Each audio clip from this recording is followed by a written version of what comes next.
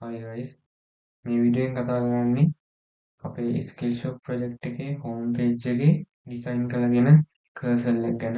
ඉතින් ඔයාලට පේනවා ඇති මේ විදිහට තමයි අපේ කර්සල් සෙක්ෂන් එක පේන්නේ.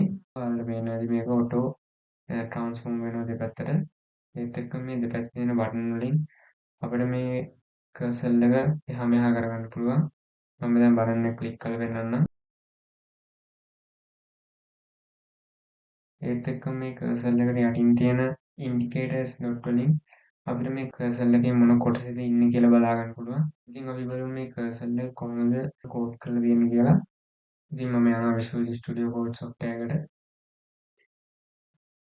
Future card කියන section එකේ තමයි කර්සල් එක ඇඩ් කරලා තියෙන්නේ. ඉතින් කර්සල් content කියලා main div එක ඇතුලේ තමයි මම මේ කර්සල් items ටික ඇඩ් කරගෙන තියෙන්නේ.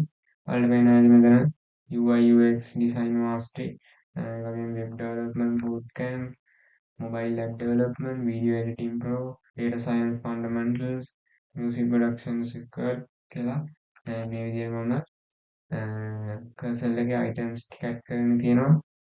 සහ මම මේ කර්සල් එකේ div එකට කර්සල් කියලා ID එකක් දීලා තියෙනවා.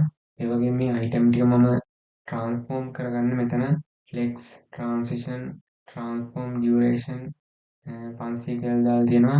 ඉතින් මේකෙන් වෙන්නේ කර්සල් item ටික ක්ෂණිකව එහා මෙහා යන්න නැතුව පොඩි delay එකක් ඇඩ් කරලා තියෙනවා මෙතන.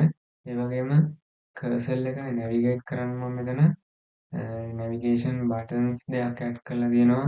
අපි බලමු මේ navigation buttons වලින් මේ කර්සල් එක කොහොමද control කරන්න කියලා. ඉතින් මේ control කරන part එක මම හදාගෙන තියෙන script එකේ මේ විදිහට home එකේ අන්තිමට මම මේ script එක ඇඩ් කරලා තියෙනවා. ඉතින් මෙතනින් තමයි කර්සල් එකේ ඩිරෙක්ෂන් එක control කරන්නේ. මම මෙතන set interval එකක් දාගෙන දෙනවා. ඉතින් මේ set interval එකේදී user navigation button click කරන්නේ නැතුව මේක ඔටෝම තප්පර 5න් 5ට ස්ලයිඩ් එක මාරු වෙනවා.